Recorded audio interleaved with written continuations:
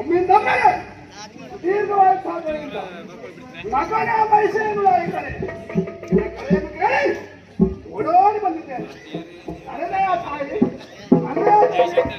ಕರೆದಯ ತಾಯಿ, ನಿನ್ನನ್ನು ಬಂದು ನೋಡ್ತಾ ಇದ್ದೇನೆ. ಆಶ್ಚರ್ಯ ಪರಮಾಶ್ಚರ್ಯವನ್ನೇ ಕಾಣ್ತಾ ಇದ್ದೇನೆ. ಎಂದಿರಂತೆ ಇಂದಲ್ಲ, ನಾನು ಬರುವಾಗ ನನ್ನನ್ನು ಎತ್ತಿ ಅಪ್ಪಿ ಮುಗಿಸ್ತಾ ಇರುವಂಥದ್ದು. ಆದ್ರೆ ಇಂದ ಹಾಗಲ್ಲ, ಗಂಡಲ್ಲಿ ಧಾರಾಕಾರವಾಗಿ ನೀರು ಸುರಿಸ್ತಾ ಇದೆಯಾ, ಏಕವಸನವನ್ನು ಧರಿಸಿದ್ದೀಯಾ, ಒಳಗಿರಬೇಕಾದಂತಹ ಮಾಂಗಲ್ಯ ಇಲ್ಲ, ಕಾಲವಿರಬೇಕಾದಂತಹ ಕಾಲುಪುರವಿಲ್ಲ. ಅಷ್ಟೇ ಅಲ್ಲ, ಕೈಯಲ್ಲಿ ಬಳೆಯ ಕಾಣ್ತಾ ಇದೆ. ಅದಕ್ಕೆ ಇನ್ನ ಈ ಪರಿಸ್ಥಿತಿಯ ಕಾರಣ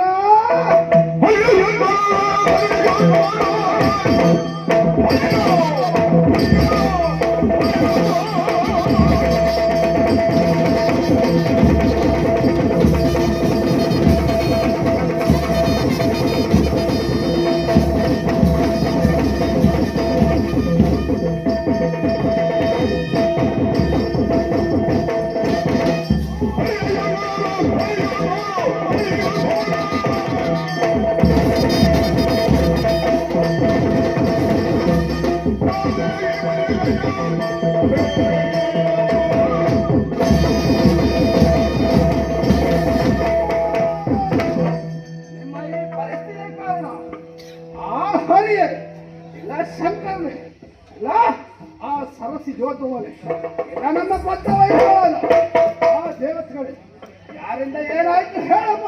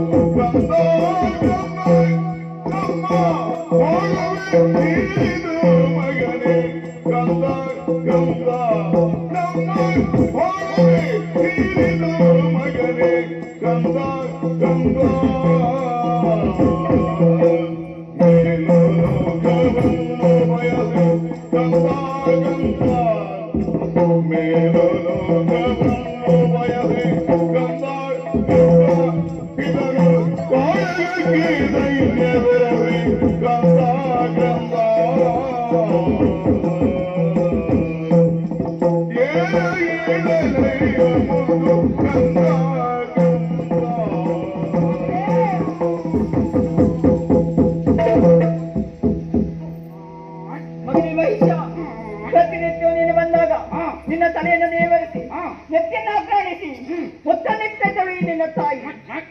ನೀನು ಕೇಳುವ ಮೊದಲೇ ನಿನಗೆ ಹೊಟ್ಟೆ ತುಂಬಷ್ಟು ಹಾಲನ್ನ ಹಣ್ಣನ್ನ ಕೊಡ್ತಾ ಇದ್ದಳು ಈ ನಿನ್ನ ತಾಯಿ. ಹೌದಮ್ಮ. ಆದ್ರೆ ಮಗನೇ, ಹಾ. ನೋಡಿದ ಇಂದಿನ ಪರಿಸ್ಥಿತಿಯಲ್ಲಿ ಏನಾಯ್ತು? ಈ ರೀತಿಯಾಗಿ ಇರುವುದಕ್ಕೂ ಕಾರಣ ಉಂಟು. ಏನು? ಮೊನ್ನೆ ಅಷ್ಟೇ ಹಾ. ನಿನ್ನ ತಂದೆ ಸೇನೆಯನ್ನ ಕೂಡಿಕೊಂಡು ಹಾ. ಮೇಲೆ ಲೋಕವನ್ನ ನಾಲ್ಕು ಲೋಕವನ್ನ ಗೆಲ್ಲುತ್ತೇನೆ ಆಗಿ ಹೋಗುವಂತ ವಿಷಯ ಹಾ. ನಿನಗೂ ತಿಳಿದಿರುವುದು ವಿಚಾರಿತವನಿದ್ದೇನೆ. ಹಾ. ಅದೆಷ್ಟೋ ದೇವತೆಗಳು ಬಂದ್ರಂತೆ. ಹಾ. ನಿನ್ನ ತಂದೆ ಎದುರುಗಳಲ್ಲಿ ಹಾ. ಯಾರು ನಿಲ್ಲಲಿಲ್ಲ ಅಂತ ಮಗನೇ. ಬಳಿರೇ ಶಾಬಾಷ್. ಹಾಗೆ ನಮ್ಮ ತಂದೆ ಅವರ ಶೌರ್ಯ ಸಾಹಸಕ್ಕೆ ಮೆಚ್ಚಲೇಬೇಕಾದದ್ದು. ಖಂಡಿತವಾಗಿಯೂ. ಹಾ. ಆಮೇಲೆ ಬಂದಂತ ದೇವೇಂದ್ರ ಹ್ಮ್. ಆತನನ್ನು ಕೂಡ ಹಾ. ದೂರದಲ್ಲಿ ಸೋಲಿಸಿದ್ರಂತೆ ಮಗನೇ. ಹಾ. ದೇವಲೋಕದ ಗದ್ದುಗೆ ಎನ್ನುವಂಥದ್ದು ಹಾ. ನಮ್ಮವರ ವಶವಾಯ್ತಂತೆ ಮಗನೇ. ಅಮ್ಮ, ಹೇಳಿ. ಸಂತೋಷದ ವಿಚಾರ. ಹಾ. ಸಂತೋಷದ ವಿಚಾರವನ್ನು ನಗು ನಗುತ್ತಾ ಹೇಳಬೇಕು ಬಿಟ್ರೆ ಹಾ. ನೀನು ಅಳ್ತಾ ಹೇಳ್ತಾ ಇದ್ಯಲ್ಲ, ಏನಾಯ್ತಮ್ಮ? ಆ ಸಂತೋಷ ನಮ್ಮ ಪಾಲಿಗೆ ಶಾಶ್ವತವಾಗಿ ಇಲ್ಲ ಮಗನೇ. ಕಾರಣ ಸುರಲೋಕದ ಗದ್ದುಗೆಯಲ್ಲಿ ಕುಳಿತಿರುವಂತಹ ಸಂದರ್ಭದಲ್ಲಿ ನಿನ್ನ ತಂದೆಯನ್ನು ಮೋಸದಿಂದ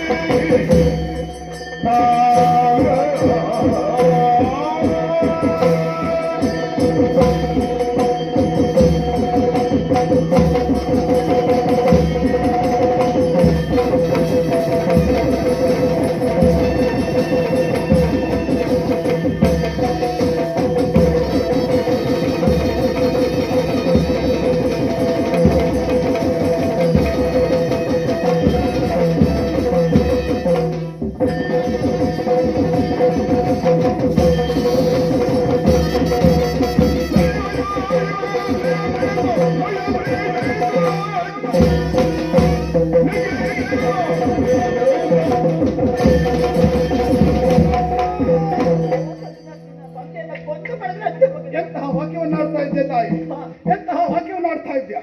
ಅಲ್ಲದಿದ್ರೆ ನೀನು ಆಡುವ ಮಾತನ್ನು ಕೇಳುವಾಗ ನನ್ನ ಕಿವಿಗೆ ಕಾದ ಸೀಸವನ್ನು ಎರಚಿದ ಅನುಭವ ಇಂದು ನನ್ನ ಪಾಲಿಗೆ ಆಗ್ತಾ ಇದೆ. ಹಾಗಿದ್ರೆ ನನ್ನ ತಂದೆಯನ್ನು ಮೋಸದಿಂದ ಕೊಂದ್ರೆ ತಂದೆ ಇಲ್ಲದ ತಪ್ಪಲಿ ಈ ಕಾಲಕ್ಕೆ ನಾನಾದ್ರೆ ಅಮ್ಮ ಯಾರಮ್ಮ ಯಾರಮ್ಮ ಯಾರ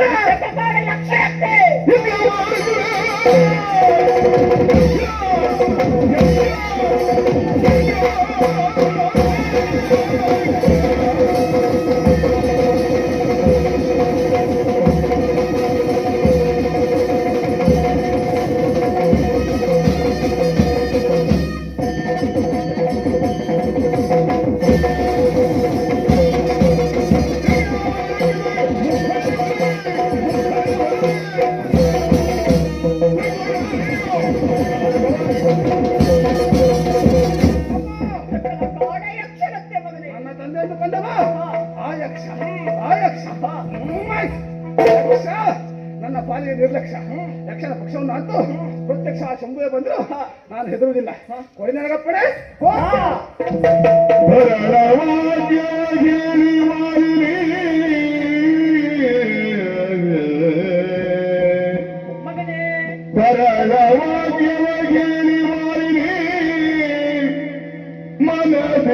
ಮನದಿಗರುಹಿತಳಾಗಿ ನುಡಿದಳು, ಮನದಿಗರುಹಿತಳಾಗಿ ನುಡಿದಳು. ಅರಿವಿಷರಗೆ ಬಹುಮರವಿ ಅನಿಮಿಷರ ಗೆಲಬಹುದು ಸಮರದಿ. ನಿನಗೆ ಗಣವಲ್ಲ, ನಿನಗೆ ಗಣವಲ್ಲ. ವನಜನಾಭನು ಬರುವ ಕೃತಗದಿ, ವನಜನಾಭನು ಬರುವ ಕೃತಗದಿ. ಅನವರದ ಸುಮನಸರ ಭಕ್ಯದಿ, ಅನವರದ ಸುಮನಸರ ಭಕ್ಯದಿ. ನಿನಗೆ ಬೇಡುವೆ ಒಂದು ಯುದ್ಧಯ, ಬೇಡುವೆರೊಂದು ಯುದ್ಧಯ. ವಿಧಿಯಲಿ ವರಗಳನ್ನು ಪಡೆದು ಬಾರೆ, ವಿಧಿಯಲಿ ವರಗಳನ್ನು ಪಡೆದು ಬಾರೆ. ನಿನಗೆ ಶುಭಬಹುದು ನಿನಗೆ ಶುಭಬಹುದು ಮಗನೇ ಆ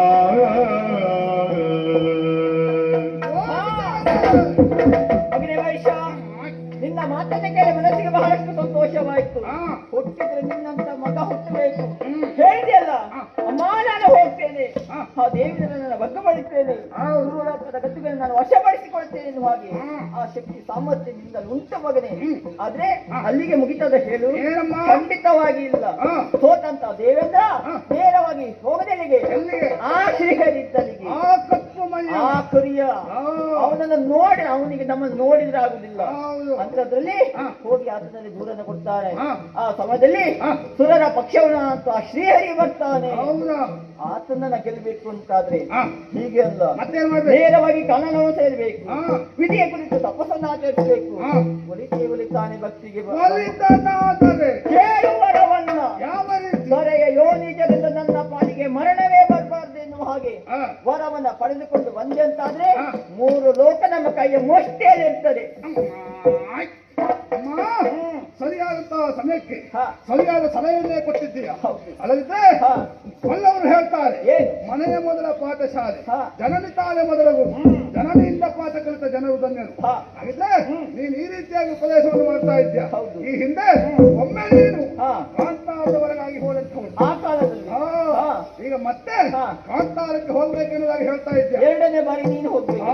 ಹೌದಾ? ಹಾ. ಹಾಗಿದ್ರೆ ತಡ ಮಾಡುವುದಿಲ್ಲ. ಹಾ. ನಿನ್ನ ಆಜ್ಞೆಯನ್ನು ಹಾ. ಶಿರದಲ್ಲಿ ಧರಿಸಿದ್ದೇನೆ. ಹಾ. ನೇರವಾಗಿ ಕಾಂತಾರ.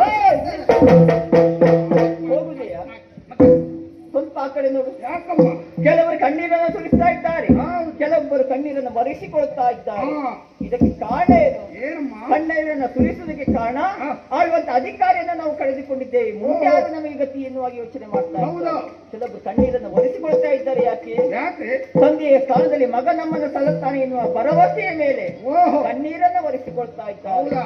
ಅವರ ಭರವಸೆ ಸತ್ಯ ಆಗ್ಬೇಕು ಅಂತಾದ್ರೆ ಹಾ. ನೋಡಿದೆ ಆ ಕಡೆಯಲ್ಲಿ ಕಾಣ್ತಾ ಇದ್ದಾನೆ. ಬರಿದಾದಂತ ಪವಿತ್ರ ಇಲ್ಲಿಯ ತನಕ ನಿನ್ನ ತಂದೆ ಅದರಲ್ಲಿ ಕುತ್ಕೊಂಡಿದ್ರು. ಓಹೋ. ಅದು ಇನ್ನು ಪೂರ್ಣ ಆಗ್ಬೇಕು ಅಂತಾದ್ರೆ ಹಾ. ನೀನೇ ಸರಿಯಾದಂತ ಜನ. ಹೌದಾ? ಹಾ. ಹಾಗಿದ್ರೆ ತಡ ಮಾಡುವುದಿಲ್ಲ. ಮತ್ತೆ ನಿನ್ನ ಶುಭಾಶೀರ್ವಾದವನ್ನು ಪಡೆದಿದ್ದೇನೆ.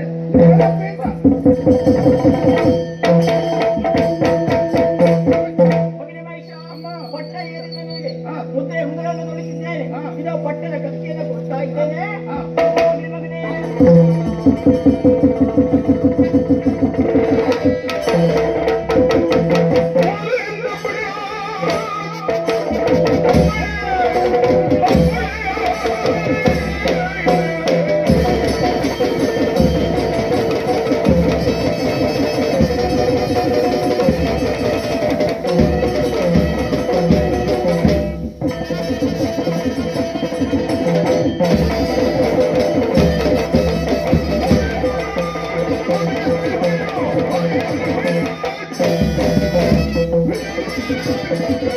Thank you.